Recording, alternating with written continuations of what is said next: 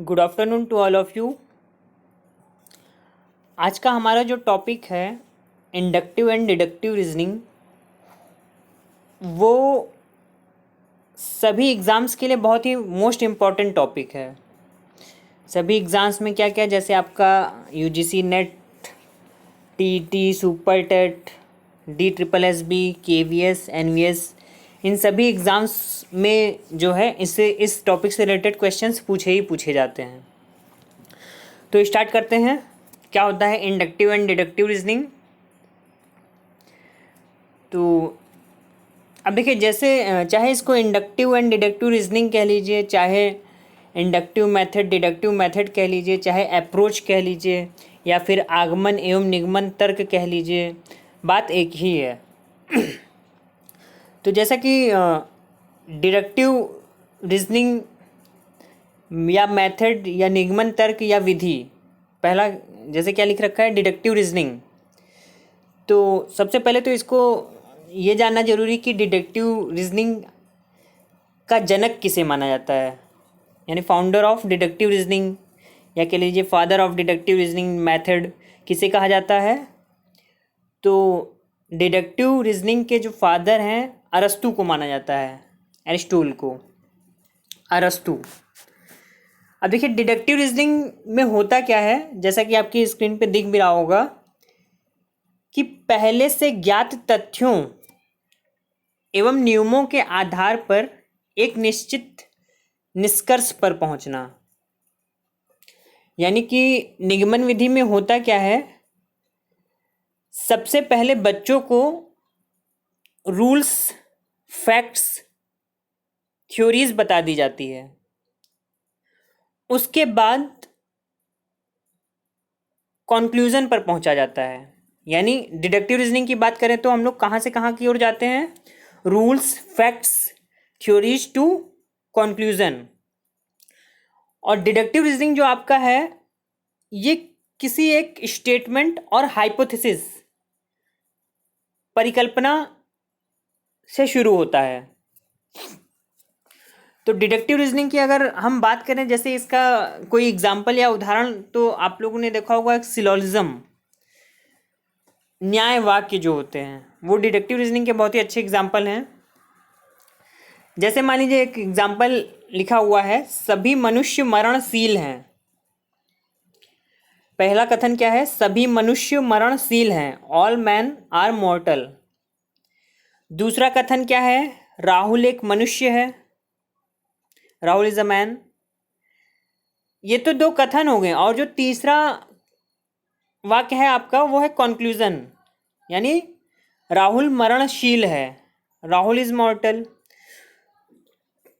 तो देखिए इसमें क्या है कि जैसे सभी मनुष्य मरणशील है, ये तो यूनिवर्सल ट्रूथ है कि भाई जो जिसका जन्म हुआ है उसको मरना ही मरना है। तो ये क्या है, ये एक यूनिवर्सल ट्रूथ है, ये एक थ्योरी है, ये एक नियम है, ये एक जनरल फैक्ट है। अब उसके बाद राहुल एक मनुष्य है, ठीक। तो अब देखिए सभी मनुष्य मरणशील हैं और राहुल एक मनुष्य है, इसका मतलब जब सारे मनुष्य मरणशील हैं और राहुल भी मनुष्य है, तो इससे क्या निष्कर्ष पे हम लोग पहुंच रहे हैं कि राहुल भी क्या है, मरणशील है, यानी राहुल की भी एक न एक दिन मृत्यु होगी। अब देखिए डिडक्टिव रीजनिंग की खासियत यही है, इसमें ये चीज़ ध्यान दीजिएगा, अगर ऊपर के दोनों कथन का मतलब जो सभी मनुष्य मरणशील हैं और राहुल एक मनुष्य है, ये अगर 100% ट्रू होगा या वैलिड होगा, तभी इसका निष्कर्ष जो है वैलिड आता है। तो जैसा कि इसमें देखिए क्या है, सभी मनुष्य मरणशील हैं, राहुल एक मनुष्य है, ये दोनों बातें ट्रू हैं, वैलिड स्टेटमेंट है। तो इससे क्या कंक्लूजन निकला कि राहुल मरणशील है। तो जो ऊपर के दो सेंटेंस है, उसमें फर्स्ट वाले को हम लोग क्या कहते हैं, मेजर प्रीमाइसेस, सभी मनुष्य मरणशील है, और जो सेकंड वाक्य है उसे minor premises, and the third one is conclusion. अब देखिए जैसा कि लिख रखा है, कंक्लूजन अवश्य ही सत्य होगा यदि दोनों कथन सत्य हों। देखिए अभी मैंने जस्ट बताया कि डिडक्टिव रीजनिंग की खासियत क्या है, अगर दोनों कथन सत्य होंगे तो निष्कर्ष अवश्य ही सत्य होगा। अब देखिए एक दूसरा एग्जाम्पल की बात करते हैं। तो जैसे मान लीजिए मैंने एक एग्जाम्पल लिखा, पहला वाक्य है जहाँ जहाँ धुआं होता है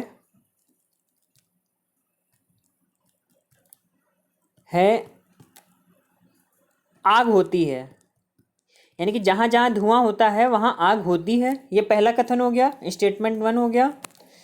अब स्टेटमेंट 2 मैंने लिखा कि पहाड़ पर धुआं है, पहाड़ पर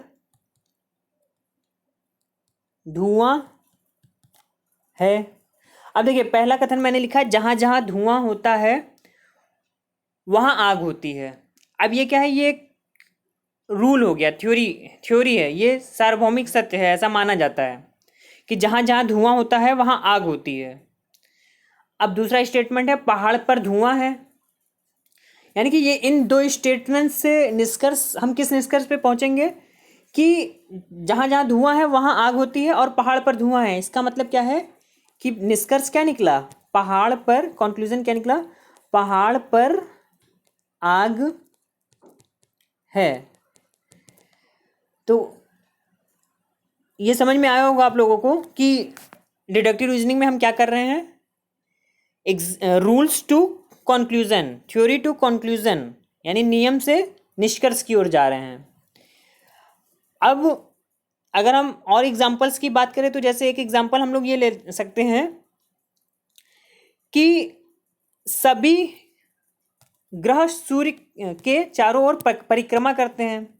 जैसे मान लीजिए मैंने एक एग्जाम्पल और लिखा, पहला कथन सभी ग्रह सूर्य के चारों ओर परिक्रमा करते हैं, परिक्रमा करते हैं, सभी ग्रह सूर्य के चारों ओर परिक्रमा करते हैं। ये आपका हो गया स्टेटमेंट 1। अब स्टेटमेंट 2 मैंने लिखा कि पृथ्वी एक ग्रह है, पृथ्वी एक ग्रह है, ठीक है, सभी ग्रह सूर्य के चारों ओर परिक्रमा करते हैं, पृथ्वी एक ग्रह है। तो इससे हम किस निष्कर्ष पे पहुंचेंगे कि पृथ्वी सूर्य के चारों ओर परिक्रमा करती है। यानी किस निष्कर्ष पे हम लोग पहुंचे कि देखिए एक यूनिवर्सल ट्रुथ है, प्रिंसिपल है, रूल है, थ्योरी है कि सभी ग्रह सूर्य के चारों ओर परिक्रमा करते हैं, ठीक। सेकंड स्टेटमेंट क्या हमने बताया कि पृथ्वी एक ग्रह है, यानी पृथ्वी भी एक ग्रह है। अब इससे क्या कंक्लूजन निकल कर आ रहा है कि पृथ्वी भी सूर्य के चारों ओर परिक्रमा करती है। तो इस तरीके से हमने देखा कि जो डिडक्टिव रीजनिंग है इसमें हम लोग नियम से निष्कर्ष की ओर जाते हैं। और इसकी क्या कंडीशन हम लोगों ने देखी कि कंक्लूजन तभी 100% ट्रू होगा जब दोनों प्रीमाइसेस ट्रू होंगे। अब आगे देखिए क्या है, अगर हम इसकी बात करें कि हम लोग डिडक्टिव रीजनिंग में करते क्या है, तो सबसे पहले जैसा कि मैंने बताया आप लोगों ने सुना होगा कि पहले थ्योरी से स्टार्ट करते हैं और फिर एक सिद्धांत के बाद हम एक हाइपोथेसिस बनाते हैं, परिकल्पना का निर्माण करते हैं। उस परिकल्पना के निर्माण करने के बाद उसका ऑब्जर्वेशन करते हैं और ऑब्जर्वेशन करने के बाद हम कन्फर्मेशन यानी कंक्लूजन पर पहुंचते हैं। तो ये एक साइकिल है डिडक्टिव रीजनिंग का कि हम लोग कहाँ से स्टार्ट करते हैं, थ्योरी से स्टार्ट करते हैं, फिर हाइपोथेसिस जनरेट करते हैं। हाइपोथेसिस आपको पता होगा, लास्ट क्लास में बताया था, एक कंजक्चरल स्टेटमेंट है, एक हंच है, एक टेंटेटिव सॉल्यूशन है, एक संभावित समाधान है किसी भी समस्या का। तो पहले हमने थ्योरी जनरेट की, फिर हाइपोथेसिस पे गए, उसके बाद ऑब्जर्वेशन किया। ऑब्जर्वेशन करने के बाद हमने कुछ निष्कर्ष निकाले जिसे हम लोगों ने कहा कन्फर्मेशन। यानी कि देखिए डिडक्टिव रीजनिंग में होता क्या है, सिद्धांतों के आधार पर संभावित परिणाम बताए जाते हैं, theories that predicts an outcome. और देखिए क्या खासियत है डिडक्टिव रीजनिंग की, it requires a sequential set of facts that are known to be true. शुरुआत में ही बताया था कि डिडक्टिव रीजनिंग में एक सिक्वेंशियल सेट होता है, क्रमबद्ध समुच्चय होता है तथ्यों का जिनका सत्य होना अनिवार्य होता है।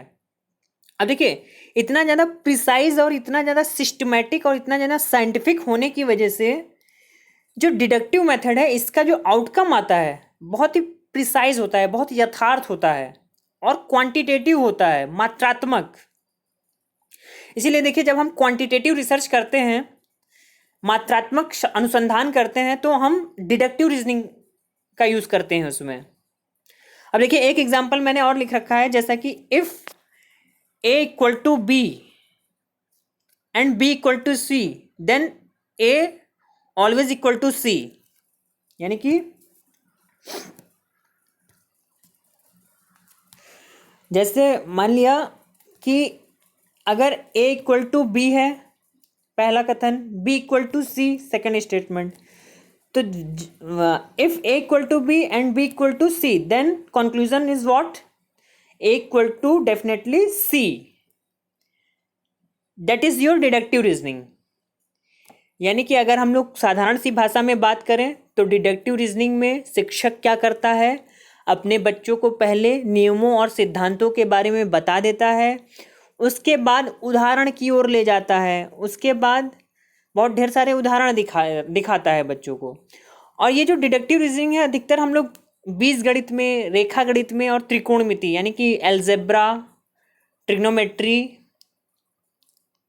में आदि विषयों में हम लोग जो है डिडक्टिव रीजनिंग को मोस्टली यूज़ करते हैं। अब देखिए डिडक्टिव रीजनिंग में हम लोग ने देखा कि हम लोग एब्स्ट्रैक्ट टू कॉन्क्रीट यानी सूक्ष्म से स्थल की ओर जाते हैं, सामान्य से विशिष्ट की ओर यानी जनरल टू पर्टिकुलर। जनरल का मतलब वही पहले एक सामान्य नियम बता दिया गया, उसके बाद स्पेसिफिक या पर्टिकुलर निष्कर्ष पर पहुंचा गया। अब देखिए आगे क्या है आपका, second one is inductive reasoning. आगमनात्मक विधि या आगमन विधि या आगमन तर्क या आगमन उपागम। अब देखिए आगमन विधि में क्या होता है, तो जैसे आगमन विधि की बात करें तो सबसे पहले ये जानना जरूरी है कि आगमन विधि दी किसने।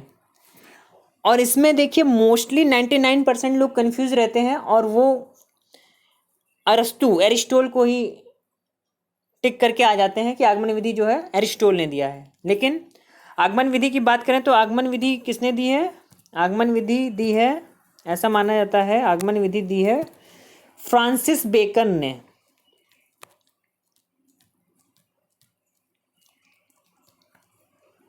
फ्रांसिस बेकन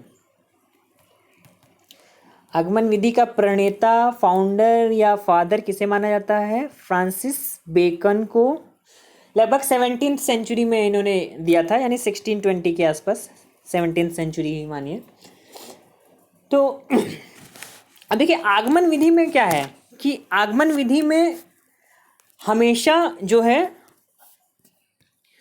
पहले बच्चों को बहुत ढेर सारे उदाहरण दिए जाते हैं, बहुत एक्सपेरिमेंट ऑब्जर्वेशंस करवाए जाते हैं, एक्सपीरियंसेस दिए जाते हैं, उसके बाद किसी एक पर्टिकुलर स्पेसिफिक कंक्लूजन पर पहुंचाया जाता है बच्चों को।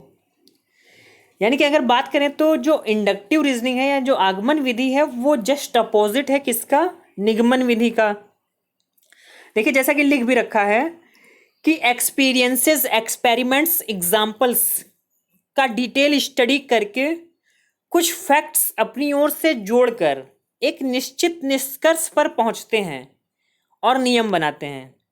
यानी कि क्या इंडक्टिव रीजनिंग में जस्ट अपोजिट होता है आपका डिडक्टिव रीजनिंग का। इंडक्टिव रीजनिंग में बच्चों को पहले नियम, सिद्धांत नहीं बताए जाते हैं, बच्चों को सबसे पहले अनुभव कराए जाते हैं, यानी अनुभवों का ज्ञान कराया जाता है, प्रयोग करवाए जाते हैं, बहुत ढेर सारे एग्जाम्पल्स दिए जाते हैं उनके सामने। फिर उसके बाद इन सब का डिटेल स्टडी करने के बाद बच्चा कुछ न्यू फैक्ट्स अपनी तरफ से उसमें जोड़ता है, उसके बाद वो एक पर्टिकुलर कंक्लूजन पर पहुंचता है और उस कंक्लूजन पर पहुंचने के बाद किसी भी नियम का निर्माण होता है। तो देखिए क्या है कि इंडक्टिव मेथड में क्या है कि इतना ज़्यादा बच्चा इंगेज रहता है और इतना ज़्यादा क्रिएटिव बनना पड़ता है उसे, डाइवर्जेंट थिंकिंग इतनी ज़्यादा होती है इंडक्टिव मेथड में कि ये मेथड बहुत ही इफ़ेक्टिव मेथड हो जाता है। और इंडक्टिव मेथड जो यूज़ किया जाता है मैथमेटिक्स पर्पज़ से और ग्रामर व्याकरण पढ़ाने के लिए बहुत ज़्यादा यूज़ किया जाता है। और इंडक्टिव मेथड की बात करें तो छोटे बच्चों को यदि आपको पढ़ाना है, जैसे ग्रामर है, मैथमेटिक्स है, तो बेस्ट मेथड है इंडक्टिव मेथड। और डिडक्टिव मेथड अगर आपको पढ़ाना है छोटे बच्चों को तो डिडक्टिव मेथड जो है हायर एजुकेशन के लिए बहुत ही अच्छा माना जाता है। तो इस तरीके से क्या है कि इंडक्टिव मेथड में क्या है कि बच्चों को पहले बहुत ढेर सारे एग्जाम्पल्स दिए जाते हैं, उसके बाद उन्हें एक पर्टिकुलर नियम की ओर पहुंचाया जाता है। तो इसमें देखिए और आगे क्या लिखा है,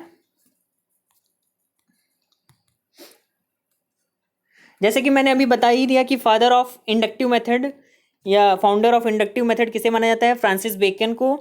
और इसमें क्या किया जाता है, make many observations. Inductive method में बहुत ढेर सारे अवलोकन करते हैं।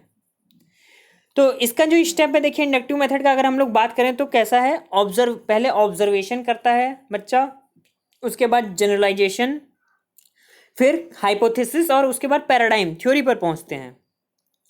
और एक चीज़ और देखिए क्या है कि जो आपका इंडक्टिव मेथड है लिख रखा है great tool for everyday problems, यानी कि दिन प्रतिदिन की समस्याओं को सॉल्व करने के लिए इंडक्टिव मेथड बहुत ही अच्छा माना जाता है। और देखिए अगला लाइन क्या लिखा है, कंक्लूजन मे बी ट्रू और नॉट मे बी। देखिए इंडक्टिव मेथड की एक सीमा ये भी है कि आपका जो निष्कर्ष निकल रहा है वो सही हो भी सकता है और नहीं भी हो सकता है।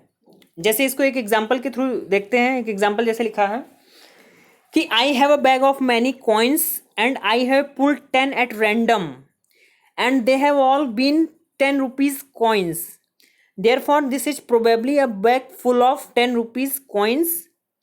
ओके, तो जैसे कि इस एग्जाम्पल में क्या है कि मेरे पास सिक्कों का एक बैग है, बहुत से सिक्कों का एक बैग है, और उसमें से मैंने यादृच्छिक रूप से 10 रुपए के सिक्के निकाले, 10 रुपए के सिक्के निकाले यादृच्छिक रूप से।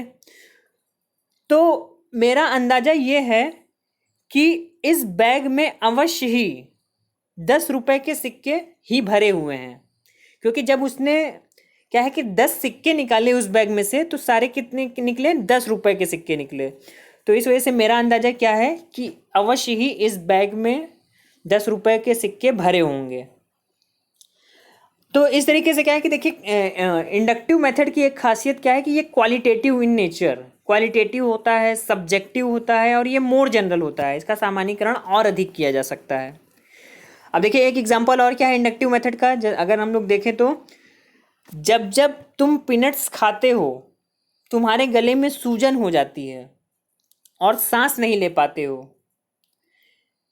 यह मूंगफली से होने वाली एलर्जी है, अतः तुम्हें पीनट्स से एलर्जी है। यानी कि हमारा जो हम लोगों ने देखा ऑब्जर्वेशंस क्या है, अवलोकन हमने क्या किया कि जब जब जब तुम पीनट्स खाते हो, यानी जब जब एक व्यक्ति पीनट्स खाता है तो उसके गले में सूजन हो जाती है और वो सांस नहीं ले पाता है।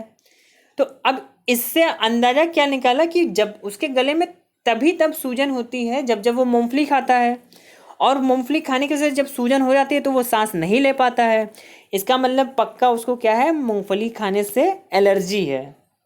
या फिर और डेली टू डेली लाइफ में आप जैसे बहुत लोगों को डस्ट एलर्जी होती है, तो डस्ट एलर्जी में भी कुछ खास, जैसे मान लीजिए कोई किसी को किसी खास स्मेल से एलर्जी हो जाती है। तो इस तरीके से क्या है कि ये एक हमारा टेंटेटिव कंजक्चर होता है। हम लोग ऐसा अंदाज़ा लगाते हैं, हाइपोथेसिस बनाते हैं कि जब जब आप वहाँ से गुजरते हैं, जब जब ऐसा होता है तब तब ये हो जाता है आपके साथ। तो आप अपने आप को क्या कर लेते हैं, कंडीशन कर लेते हैं, अनुबंधन कर लेते हैं आप अपने आप को उस चीज़ से कि जब जब ऐसा होता है तो मेरे साथ ऐसा हो जाता है, इसका मतलब ये चीज़ ऐसी नहीं वैसी है।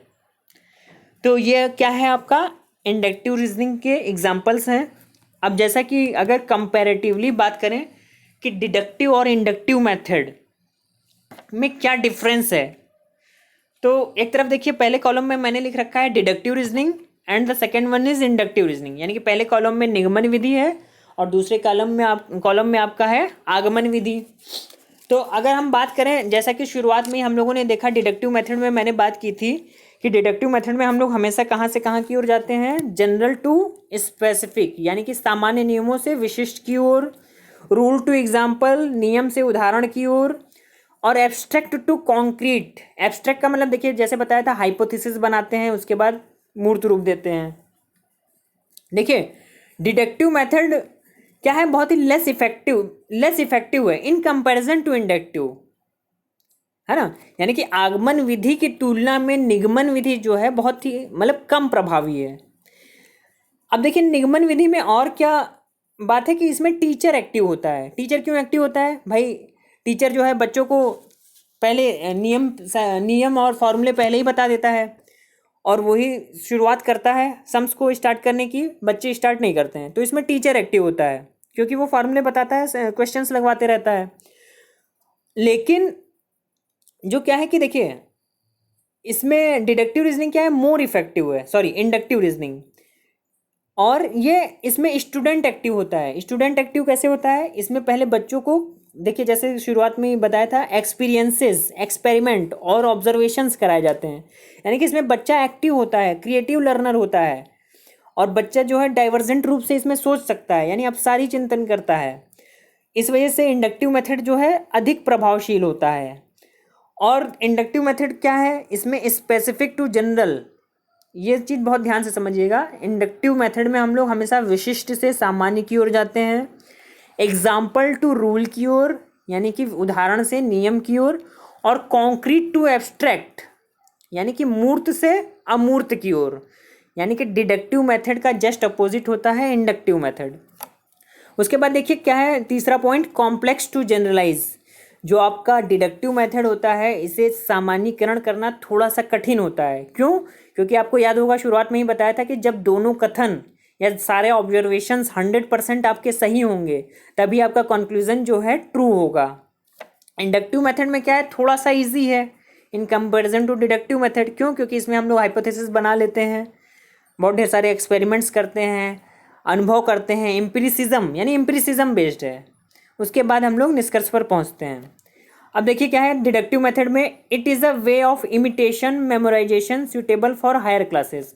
डिडक्टिव मेथड में जो टीचर होता है बच्चों को ज़्यादा से ज़्यादा नकल करने पे जोर देता है, यानी अनुकरण करना। इमिटेशन का मतलब अनुकरण करना। मेमोराइजेशन ये किस पे बेस्ड है, स्मृति आधारित है, रोट लर्निंग पर बेस्ड है डिडक्टिव मेथड। तो शुरुआत में ही मैंने बताया था, देखिए आपको याद होगा कि डिडक्टिव रीजनिंग जो है सुटेबल फॉर हायर क्लासेस, मतलब उच्च शिक्षाओं के लिए, उच्च कक्षाओं के लिए जो है डिडक्टिव रीजनिंग अच्छा माना जाता है। इंडक्टिव रीजनिंग की बात करें तो ये क्रिएटिव रीजनिंग है, मतलब क्रिएटिव मेथड है। क्रिएटिव मेथड का मतलब बच्चा इसमें नए नए फैक्ट्स को अपनी तरफ से जोड़ता है और नए कंक्लूजन्स पर पहुंचता है। डाइवर्जेंट थिंकिंग है, यानी एक ही समस्या के लिए कई मैनी सॉल्यूशंस के बारे में सोचना। यानी कि डाइवर्जेंट थिंकिंग का मतलब यह है कि प्रॉब्लम आपके पास एक है और उसको आप लोग डिफरेंट पॉइंट ऑफ व्यू से सोचते हैं, इसे बोलते हैं डाइवर्जेंट थिंकिंग। यानी कि एक ही समस्या, एक ही प्रॉब्लम को कई वे से सोचना। जैसे मान लीजिए कि अभी कमरे में आप बैठे हैं और लाइट चली जाए, तो अब आपके मन में बहुत ढेर सारे टेंटेटिव सॉल्यूशंस होंगे, यानी बहुत ढेर सारा आप हाइपोथेसिस बनाएंगे। हो सकता है स्विच खराब हो गया हो सकता है क्या बोलते हैं कि ट्रांसफार्मर जल गया हो सकता है शॉर्ट सर्किट हो गया हो सकता है बल्ब फ्यूज़ हो गया हो सकता है वोल्टेज धीमा हो सकता है बहुत ज़्यादा फ्लक्चुएशंस हो रहे हों। इस तरीके से आप इतने ज़्यादा सोचिए, एक ही मिनट में बहुत ढेर सारे आपने टेंटेटिव हाइपोथेसिस बना ली कि ये कारण हो सकते हैं। और फिर जब आप सारे कारणों को उस ग्राउंड फील्ड में आप जाकर चेक करते हैं, उसको प्लग को देखते हैं, चेक किया तो पता चला कि प्लग सही है, फिर आपने देखा कि रॉड भी सही है या आपका बल्ब भी सही है, यानी ये दोनों हाइपोथेसिस आपकी रिजेक्ट हो गई। उसके बाद आपने देखा कि स्विच का जो मेन पावर सप्लाई है वो भी सही है। तो अब लास्ट में आपने मेन निष्कर्ष क्या निकाला, हो सकता है ट्रांसफार्मर जल गया हो एरिया का, इस वजह से लाइट चली गई हो। यानी कि इसमें क्या है, आप डाइवर्जेंट थिंकिंग के थ्रू आप कंक्लूजन पर पहुंचे। ओके, तो ये देखिए ये अंडरस्टैंडिंग बेस्ड है, यानी ये समझ पर आधारित है। और शुरुआत में ही मैंने बताया था ये लोअर क्लासेस के लिए बहुत ही इंपॉर्टेंट है। तो लोअर क्लासेस, अब देखिए क्या है डिडक्टिव रीजनिंग, क्या है नॉट साइकोलॉजिकल, ये थोड़ा ये अमनोवैज्ञानिक विधि है। अमनोवैज्ञानिक विधि का मतलब क्या है कि इसमें क्या है कि कोई भी सिस्टमैटिक मतलब अमनोवैज्ञानिक विधि का मतलब ये बच्चों को ध्यान में रखकर या फिर उनकी साइकोलॉजी को ध्यान में रखकर नहीं वर्क करता है। लेकिन इंडक्टिव मेथड क्या है, ये मनोवैज्ञानिक विधि है। ये बच्चों को फील्ड एक्सपीरियंस देता है, चाइल्ड सेंटर्ड होने का मौका देता है, लर्नर सेंटर्ड होने का मौका देता है। इसलिए ये क्या है इंडक्टिव मेथड साइकोलॉजिकल मेथड है। बच्चा इसमें हमेशा क्या रहता है, इंगेज रहता है, यानी बिजी रहता है। अब डिडक्टिव मेथड देखिए क्या है, ये टॉप डाउन अप्रोच है। टॉप डाउन अप्रोच का मतलब पहले बच्चों को नियम बता दिए गए, उसके बाद नियम से वो निष्कर्ष की ओर जा रहा है, यानी कि ये क्या है टॉप डाउन प्रोसेस है, ऊपर से नीचे की ओर। और डिडक्टिव मेथड अगर हम बात करें तो थोड़ा सा डिफिकल्ट भी है। लास्ट पॉइंट क्या है, डिफिकल्ट है। लेकिन इंडक्टिव मेथड में क्या है, आगमन विधि में क्या है, हम हमेशा बॉटम अप अप्रोच अपनाते हैं। बॉटम अप्रोच का मतलब क्या है, पहले बहुत ढेर सारे हाइपोथेसिस बना ली या फिर एक्सपीरियंसेस, ऑब्जर्वेशंस, एग्जाम्पल्स के थ्रू हम धीरे धीरे एक नियम बनाते हैं, एक निष्कर्ष पर पहुंचते हैं। तो इस तरीके से अगर हम बात करें तो क्या है कि ये जो है कि जो अंडरस्टैंडिंग बेस्ड है, कौन सा आपका आगमन विधि। तो अब देखिए आगे क्या है, जैसे एक एग्जांपल में इसके स्टेप्स भी आप देख सकते हैं। जैसे डिडक्टिव मेथड है तो उसमें पहले आप इंफॉर्मेशन बनाते हैं, फिर पैटर्न है, फिर टेंटेटिव हाइपोथेसिस, फिर थ्योरी, यानी कि नियम से जो है आप कहाँ पहुँचे, थ्योरी की ओर। तो इंडक्टिव एंड डिडक्टिव रीजनिंग में जैसे ये देखिए एक एग्जांपल इसमें और दे रखा है। जैसे इंडक्टिव रीजनिंग में हम लोगों ने बात की थी स्पेसिफिक एविडेंस है, फिर उसके बाद आपका है कॉन्क्लूज़न है। लेकिन डिडक्टिव रीजनिंग में क्या है, टॉप डाउन प्रोसेस है। तो इस तरीके से क्या है आज हम लोगों ने देखा इंडक्टिव और डिडक्टिव मेथड क्या होता है, इन दोनों में डिफरेंस क्या है। तो अगर यदि आपको कोई कन्फ्यूज़न है तो आप पूछ सकते हैं। Thank you so much.